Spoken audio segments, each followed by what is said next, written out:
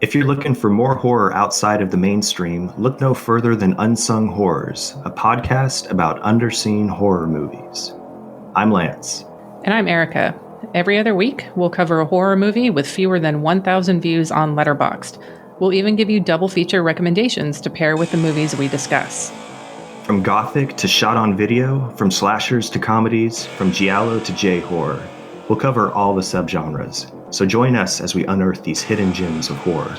Follow us on Instagram, Twitter, and Facebook, all at Unsung Horrors, available wherever you listen to podcasts.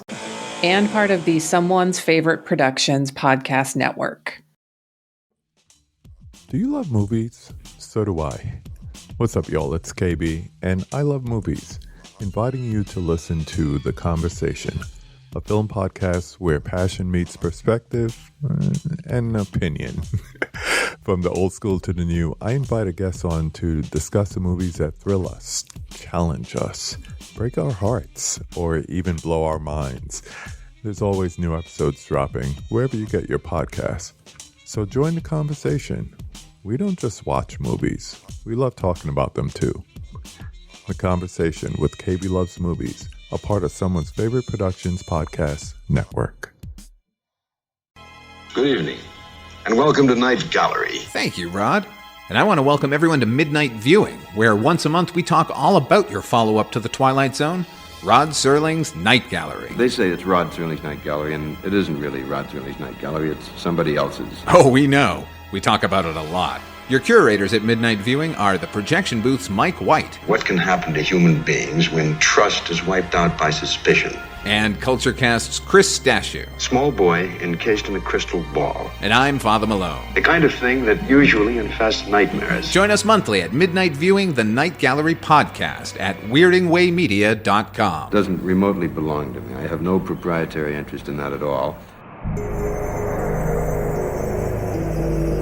Weirding Way Media.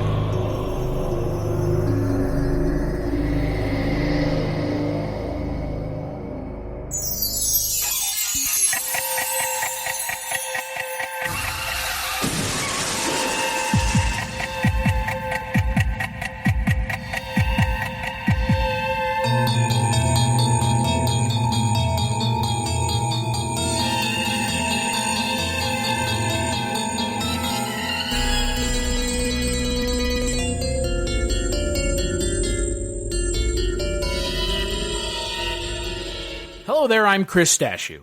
And this is Father Malone. And I'm Mike White. And we are the hosts of Dreams for Sale, a monthly look at the Twilight Zone 1985. On this episode of Dreams for Sale, we're going to be looking at the 6th episode of Twilight Zone 1985. It is broken up into 2 parts: Examination Day, which is about 10 minutes long, and A Message from Charity, which clocks in just under 40 minutes. So, let's get started with a look at Examination Day. So, Examination Day aired on November 1st, 1985. It's directed by Paul Lynch, written by Philip Daguerre, based on a short story by Henry Slezar, stars David Mendenhall, Christopher Allport, and Elizabeth Normant. And the episode focuses around David Mendenhall, who plays a young boy who has to go in for a mandatory IQ test in the near future, far future? Future, nonetheless, I would say. In terms of things that we've watched for this show, this was a pretty good 10-minute segment. If anything, for me, it was a little stretched out at 10 minutes. I think it could have actually been 5. Yeah, if that, they could, for me, they could have put a title card up that said, "The smart people will die." Right? I Because like you have to kind of infer that at the end. Yeah. I mean, It's funny because I read the short story that this is based on, and it's only 3 pages long, I think. And they tell him right up front that it is a IQ exam or an intelligence test that the government's going to give him. And then it's funny because his dad, after he tells him, yeah, they're going to test your intelligence, tells him to go read a comic book, which I thought was funny. Like, that's going to dumb him down. And then at one point, the kid is asking, like, well, you know, why is the grass green? And his father's like, nobody knows. And then he asks how far the sun away, the sun is away from the earth. And his father says 5,000 miles. And I'm like, is he giving him wrong answers on purpose, or has intelligence kind of been bred out of us by this point so that he is actually stupid, and that's why he's still alive, and his son is not stupid, and that's why he's going to die? So I think that had they stuck with giving us what the test is up front, that might have made it a little bit better. Yeah, I did not like this at all. And this is one I actually do remember, originally seeing it when it aired. But then as now, it's so telegraphed from the get-go that either way, this kid is going to maybe not die, but... just because it is the Twilight Zone and they traffic in twists, one's mind starts to immediately put it together. I'm sure you guys did as well. And I don't know. I just didn't. I don't know. I didn't care for the episode or story. It reminded me a lot of Harrison Bergeron, but I like Harrison Bergeron so much more. Exactly. That's the other. I mean, that came to mind while I was watching it. But that's brilliant. And then this is just sort of. Hey, here's the twist. Yeah. Plus, I loved all the plasma globes.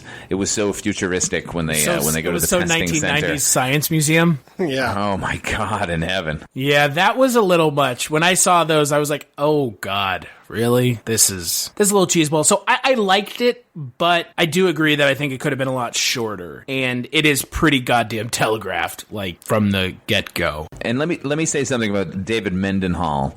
He represents that sort of breed of child actor that was really sort of super popular in the 80s, but that just kind of drives me nuts. The sort of bright and precocious, and makes me want to slap him immediately. Yeah. Not too much? He's No. I mean, as soon as I saw him, I was just like, oh, it's the over-the-top kid. And he's always over the top. That's right. Oh, my God. I didn't even recognize him from that movie. But yes, that's true. He's very earnest as a child actor. Whatever became of him? I'm sure one of you did the research. He is still working. When he was a kid, he was doing tons of voice work, and he continued doing that. I didn't realize that Sam Witwicky from the Transformers movies was based upon David Witwicky, and he was the voice of David Witwicky from the Transformers movie, which, like I said, I had no idea. But yeah, he's still doing stuff, not a whole lot. He'll just show up here and there. I kind of wish that he was, had turned that voice work into a career. Yeah, I don't begrudge him having a career continuing, but in this episode, I kind of was happy he, met his fate. Yeah. So, okay, so here's where my line of logic went, and I did not read the short story until after, so I didn't know what the twist was going to be, and obviously, having never seen this before, I mean, I knew there was going to be some kind of twist, especially with it being kind of a 10-minute segment, and it was clearly setting itself up for a twist. I honestly thought it was going to be like Blade Runner, and it was going to be like the kid was a robot, and they were trying to figure out if they could tell if it was a robot kid or not, because the kid was so over the top. But I read into it the wrong direction. I completely read into it the wrong direction. But you're not wrong. That kid is a robot, and he needs to be eliminated. Well, and he is at the end. They're like, "What would you like for us to do with the body?" It's like, oh.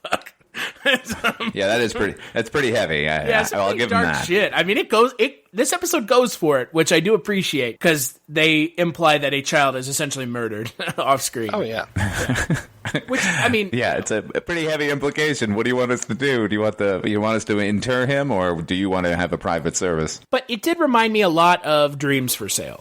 That was, I agree 100% with that. Yeah, and it just reminded me how good Dreams for Sale was, and how clumsy this one was. Yeah, it was definitely too long. Like I said, I liked it, but again, also never seen it before, didn't read the source material until after. So when the twist came at the end, I was like, okay, sure, I'm on board. Like, this is pretty rough. It's like, oh, your kid's dead. When I kept thinking that during the episode, and I wish they had kind of addressed it in some way, and they could have done it very easily, was why aren't the parents just simply saying, do bad? You know what I mean? Like, it just seems like they have the opportunity to say, this is a test for your intelligence, and if you're too smart, then it's going to be bad for you.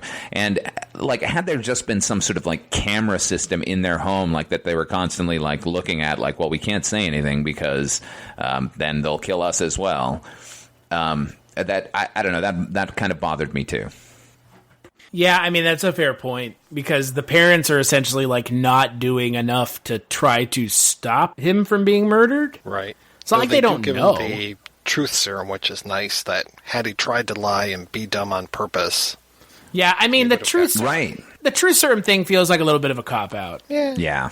Right? Like, they, I'm not sure if I was given a truth serum, I could answer some of the questions they were probably asking. Like, that's the problem with, in my mind, a truth serum. It's like a truth serum is like just prevents him from lying, but it doesn't prevent him from not knowing information. Right. That's true. The answer is 13, by the way.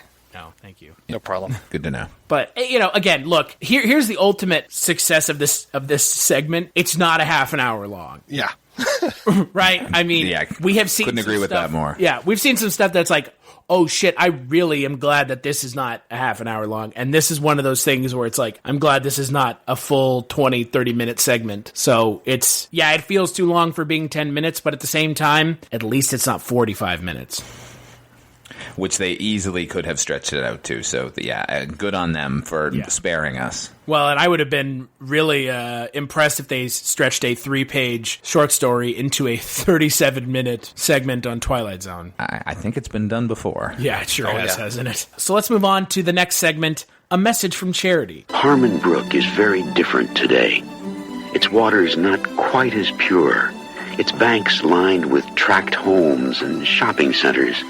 But Bear Rock is still there, and so is a message from a girl long gone, and yet never really gone in heart and mind.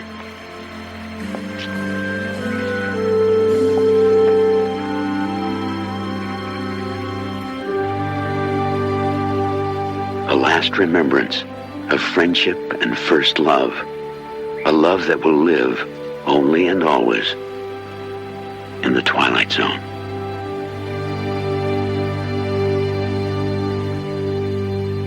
So, A Message from Charity was also directed by Paul Lynch. The teleplay is written by Alan Brennert. It's based on a short story by William M. Lee. It stars Carrie Noonan and Duncan McNeil, and it centers around Duncan McNeil, who is a teenage boy who has a fever, who somehow, through the water supply, discovers a telepathic connection with a girl who lived 300 years before him in colonial New England, who's played by Carrie Noonan. This is one of those segments that's definitely, 20 minutes too long.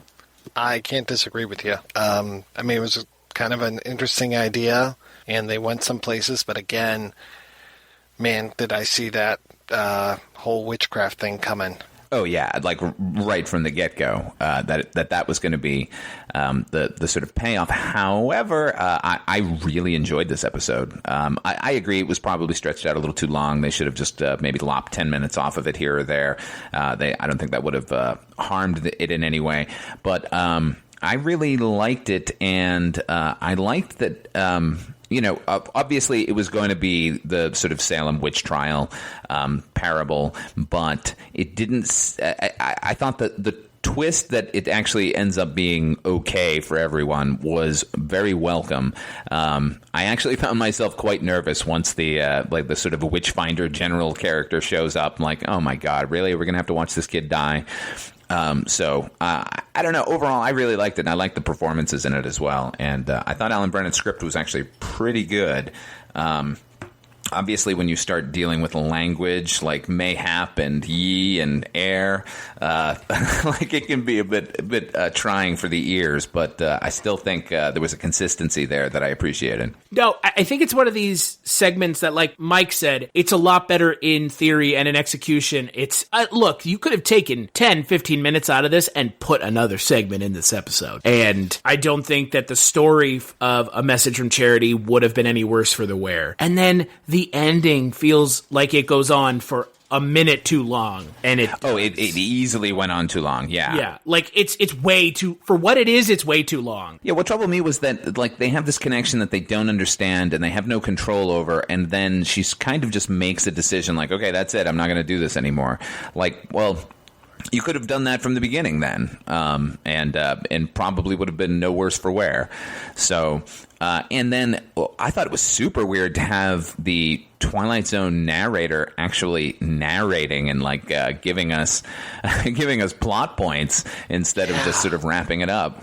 Yeah, that was really strange. I was like, did he just come in and tell us something and now he's not there anymore? Like, I thought for sure he would say, and their communication could only continue in the Twilight Zone or something like that, but no. No, just like, hey, it's a little bit later now, everybody, and he's now a popular kid, and what's going to happen next? Let's find out. I was like, wait, what? And they very easily could have like just had that the sort of connection like broken between them, and then him going to the rock and finding the carving. Like that would have been absolutely acceptable. I don't think we needed to see another like 2 or 3 minutes of him like at school and longing for her. I was waiting for something more like Looper or something where when he's looking at the book that the history starts to change while he's actually looking at it, or something like that where, or like she now knows more about the future, so she becomes a bigger deal in the past. I was like, okay, yeah, something like that should happen, but it doesn't. No, it didn't. I mean, look, ultimately, I think it was a gentle tale, well told. I don't know. I mean, I don't disagree that it's too long, but I was pleasantly diverted for the for the run of it, and I enjoyed those two characters and the connection that they had. And I don't know. I liked it obviously a lot more than you two, but no, I don't find fault with it other than being a little bit too long. I mean, the idea of for whatever reason, the idea of like puritanical times and stuff scares the hell out of me. Maybe it's because seeing like The Haunting of Cassie Palmer when I was a kid and just the weird like we know why, because you're a fucking witch. Yeah, exactly. I mean, and that was the most intense part for me, was when the Witchfinder showed up and he was like, yeah, I'm going to examine every part of you for that witch mark. And she's calling him out for like, well, what about this girl that got examined for hours and hours, and why was she crying? I was like, yeah, this is really skeezy stuff. And then it kind of, like ends a little happy, and I was like, wow, we went to some dark places here. But yeah, no, I didn't find it objectionable other than the length. Yeah, and that sort of rapey scene, like in the middle of it, was like, wow, completely not in tone with the rest of the episode. No, but then again, like that sort of thing, I'm sure occurred all the time with these sort of magistrates in power. Like, oh yeah, we're gonna go examine some witches now. So I mean, it didn't feel out of place. It just was kind of shocking. But that's, I guess, the point.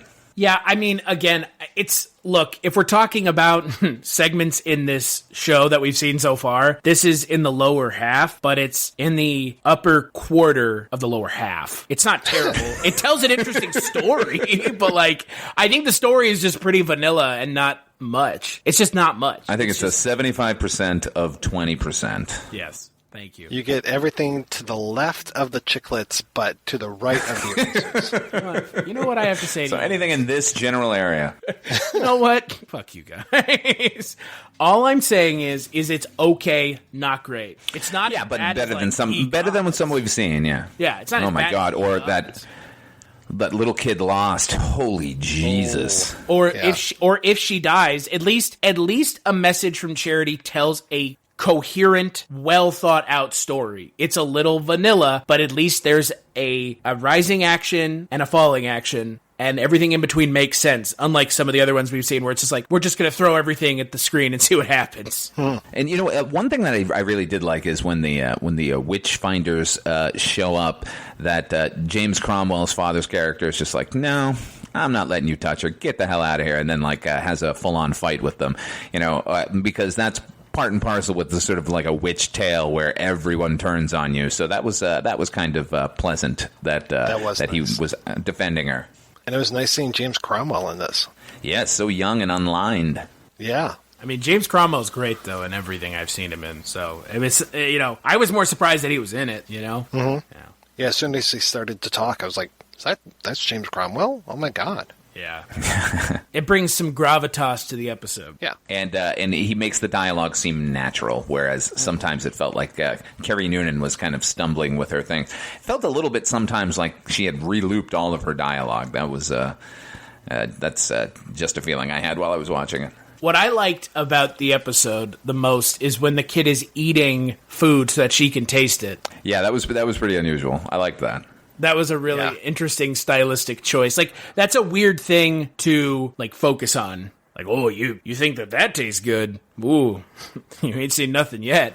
I'm going to gain 30 pounds and show you a good time. Yeah, I'm going to eat all this chocolate ice cream. Yeah, they did that slow pan across all of the junk food. I'm like, how is this kid still eating at this point? Like, shouldn't he be just doubled over? Barfing his brains out. She happened to connect with Joey Chestnut, and he ate 50 hot dogs for her.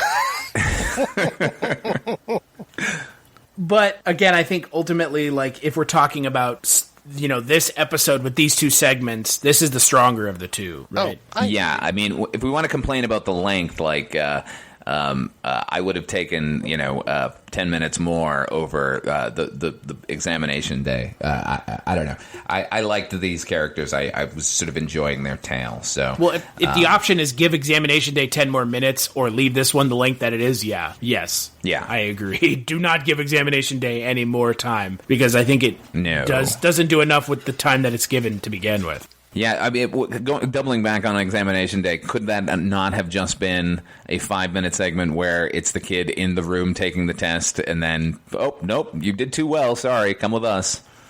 Didn't need to meet his parents at all. I mean, have we had a segment that's shorter than 10 minutes? Isn't 10 minutes like the shortest that they go? Yeah, I think so. Like, how long was Children's Zoo? Probably around the same length. Yeah. Yeah, it seems about right. I mean, I can't imagine that they would go any shorter than 10 minutes. Like, I don't know how you tell a coherent, like, story in 5 minutes. Well, there's probably a minimum between commercial breaks, too. Exactly. Right. But, yeah, this is definitely, like, last couple episodes we've seen, episode 4 and episode 5 were not great. And this one seems to be going back in the right direction a little bit. Yes, but I think our next episode will include a kind of a ponderous one. Well, Alan Smithy directed one of the segments for the next episode. I was about to say, doesn't that always just give off the reek of quality when someone refuses to put their name on it? Is it the Paladin of the Lost Hour episode? Yep. Yes, it is. Oh, okay, there you go. Danny fucking K. Yeah. I thought you were going to go for Danny Bonaducci. Danny Bonaduce? No. Marked improvement over some of the ones we've already seen. I would recommend this one. Gods. Yeah. Mm-hmm. At least the characters in this one have a name.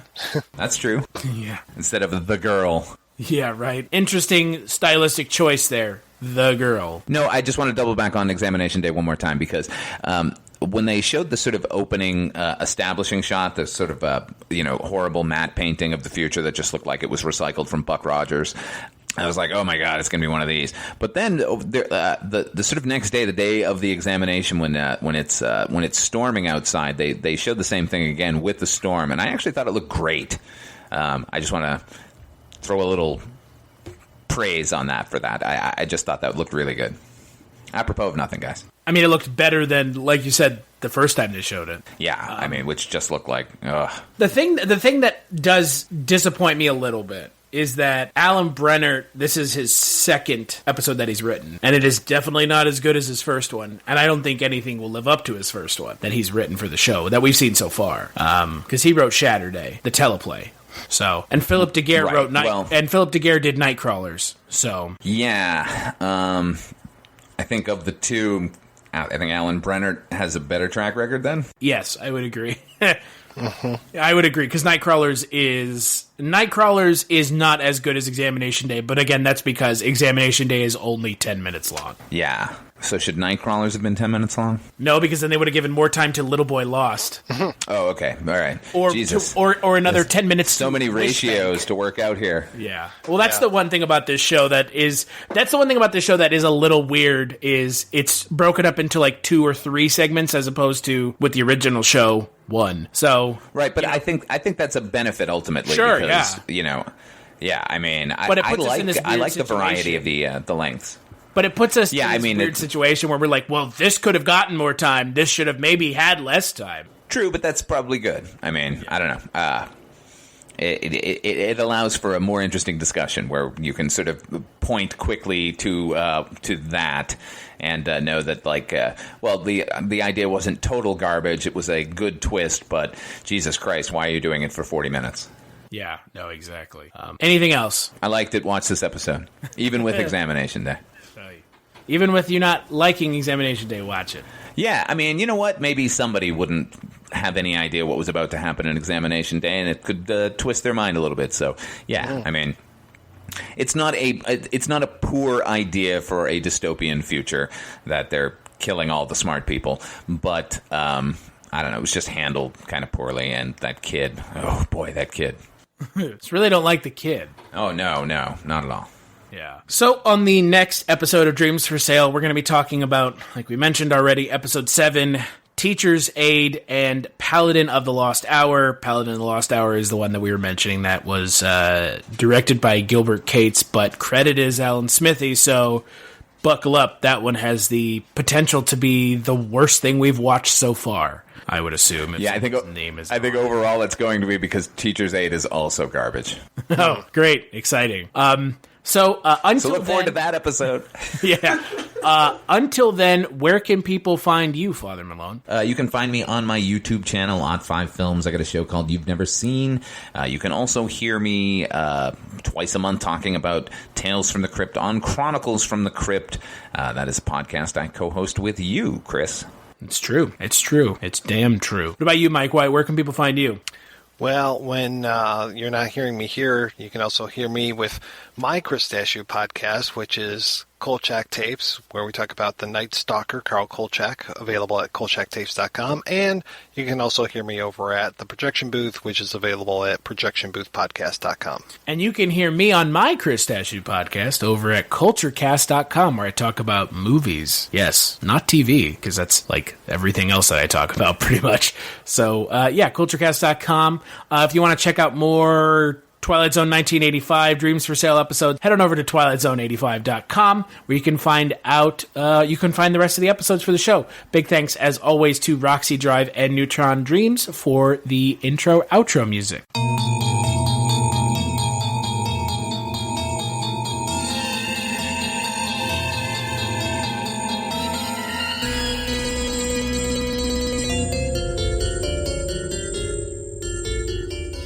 Hello, my name is Kevin Tudor, and I'm one of the 3 hosts of Almost Major, a film podcast dissecting many major indie studios and the films they release. Every week, myself, Charlie Nash, and Bryden Doyle discuss overlooked, forgotten, or bona fide classic indie films via studio-specific miniseries. We've previously covered numerous films from Artisan Entertainment, Lionsgate Films, and New Line Cinema. Titles including The Blair Witch Project, American Psycho, Dogville, But I'm a Cheerleader, Saw, Requiem for a Dream, and Ringmaster, you know, the Jerry Springer film. Anyways, we have a fun time every week, and we hope you will join us. Subscribe to Almost Major wherever you get your podcasts. Now proudly a part of the Someone's Favorite Productions podcast network.